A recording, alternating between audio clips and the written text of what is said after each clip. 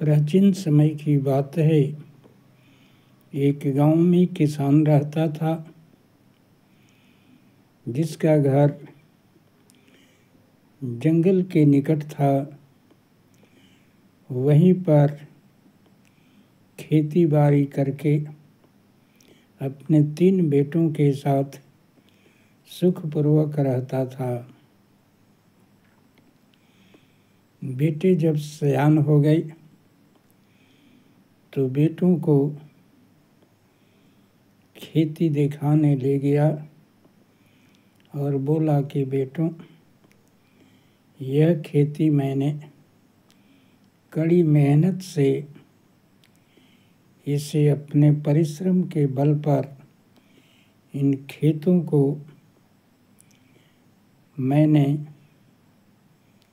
बहुत परिश्रम करके बनाया है और इसमें फसल उगाते हैं।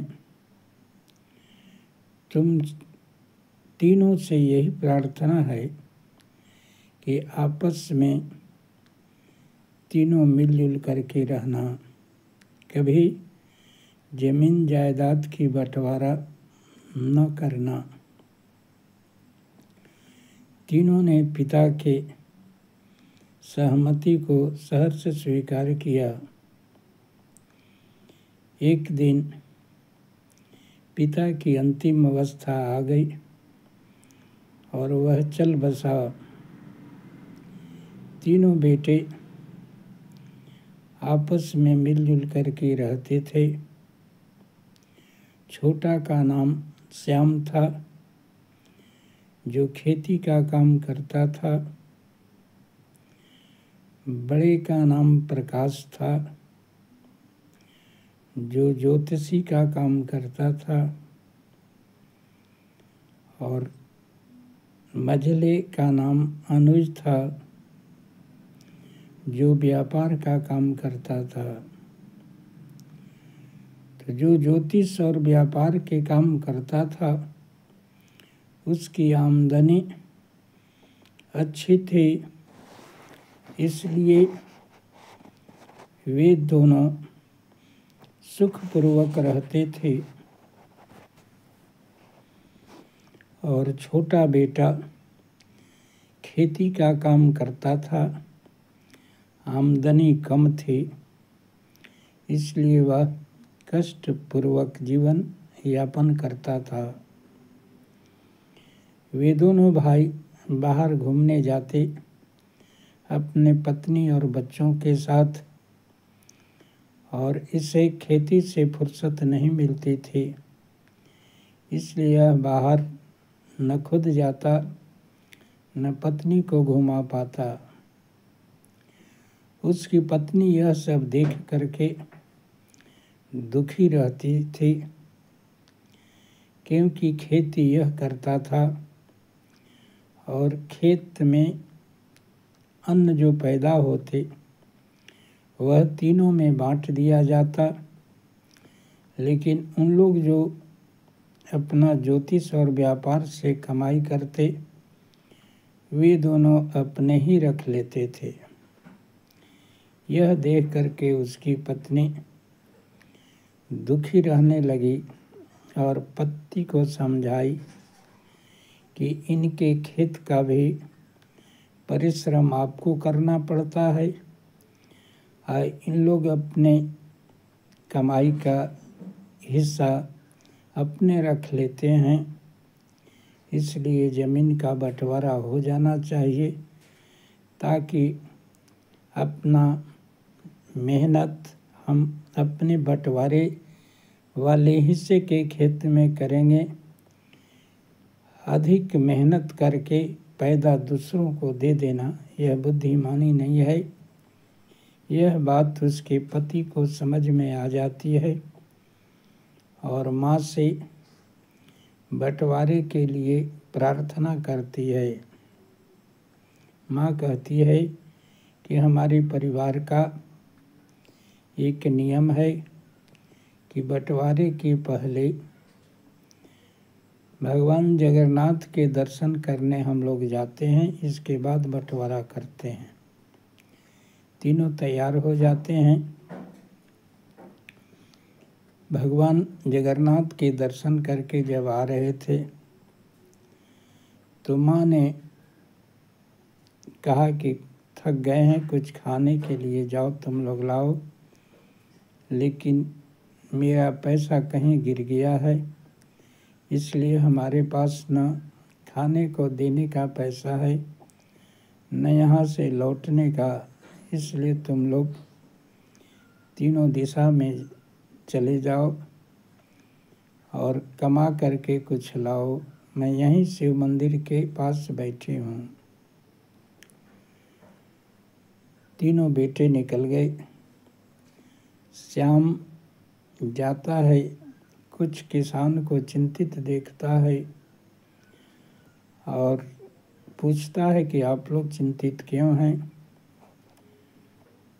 वे बोलते हैं कि इस खेत में हमेशा पानी जमा रहता है, कुछ पैदा नहीं होता है और इसका भी टैक्स राजा मांगता है, इसीलिए चिंतित हैं।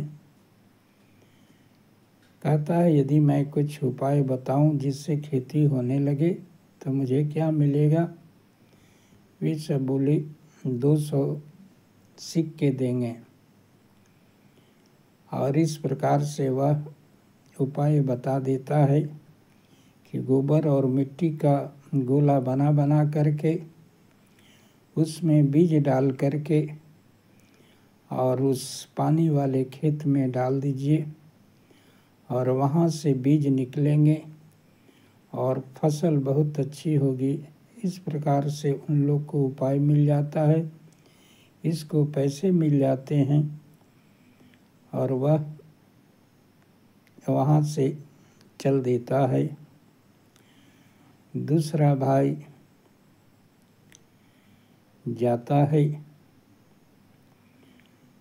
एक व्यक्ति उदास था, पूछता है कि आप उदास क्यों हो। कहा कि हमारे भाइयों में बंटवारा हो गया, एक बिल्ली थी, हम लोग 4 भाई हैं, सबके पैर अलग अलग बिल्ली के बांट दिए गए। मेरे पैर वाला जो पैर था वह जख्मी था, मैंने उसमें तेल लगा करके कपड़ा बांध दिया था। बिल्ली आग के पास बैठी थी और आग धरा सो बिल्ली भाग करके जाती है और किसी के घर में आग लग जाता है और उसका दोष जो है मुझ पर मढ़ दिया जाता है और पैसे इतने अधिक हैं कि मैं दे नहीं पा रहा हूँ। कहा कि यदि मैं समाधान दे दूँ तो मुझे क्या देंगे। बोला कि 400 सिक्के। इस प्रकार से पंचायत बुलाया जाता है और पंचों से कहता है कि देखो भाई, जो पैर जख्मी था उससे बिल्ली कुछ नहीं कर सकती थी, भागने का काम जो तीनों अच्छे पैर थे उसी से किया जा सकता है, जख्मी पैर से कैसे भाग सकती है। पंचों ने कहा कि हाँ। तो कहा कि जब तीनों पैर अच्छे थे उसी से बिल्ली भागी, तो भागने का मुख्य कारण अच्छे पैर थे न कि जख्मी पैर, इसलिए यह दंड अच्छे पैर वालों को लगना चाहिए। पंचों की बात में समझ गई आ जाती है और वह दंड जो उसको लगना था उन तीनों भाइयों को लगाया जाता है और इस प्रकार 400 चांदी के सिक्के लेके लौट जाता है। अब तीसरा भाई जो था वह एक आदमी को उदास देखा, पूछा आप उदास क्यों हैं। कहा कि मैं राजा का मंत्री हूँ, राजा कहा है कि इस हाथी का वजन बताओ, नहीं तो तीसरे दिन तुझे फांसी पर लटका दूंगा। अब हाथी का वजन कैसे करें? कहा कि मैं उपाय बता दूंगा, तो मुझे क्या मिलेगा? कहा तुझे 600 चांदी के सिक्के देंगे। कहा कि हाथी को ले चलो और एक नाव पर चढ़ा दो। नाव जितना नीचे जाता है वहाँ तक दागी लगा लो, और हाथी जब उतर जाता है तो उसमें उतना पत्थर भरो, जहाँ तक जाता है उस पत्थर को तौल लो, उतना ही वजन होगा।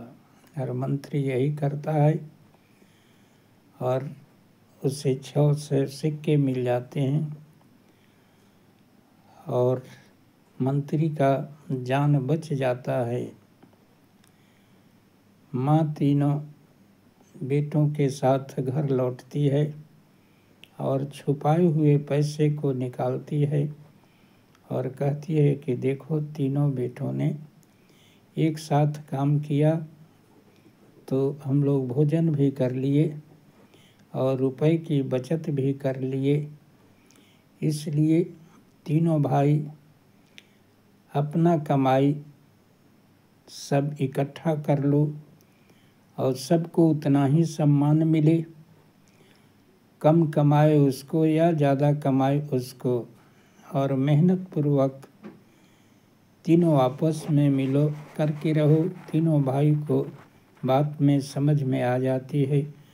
जो पहले अपने अपने कमाई को अपने पास रख लेते थे और इसको खेती का मेहनत करता और पैदा बांट देना पड़ता था, अब सभी देने लगे खर्च, तो ये भी खुशी खुशी पूर्वक आपस में मिलजुल करके तीनों भाई रहना शुरू कर दिए।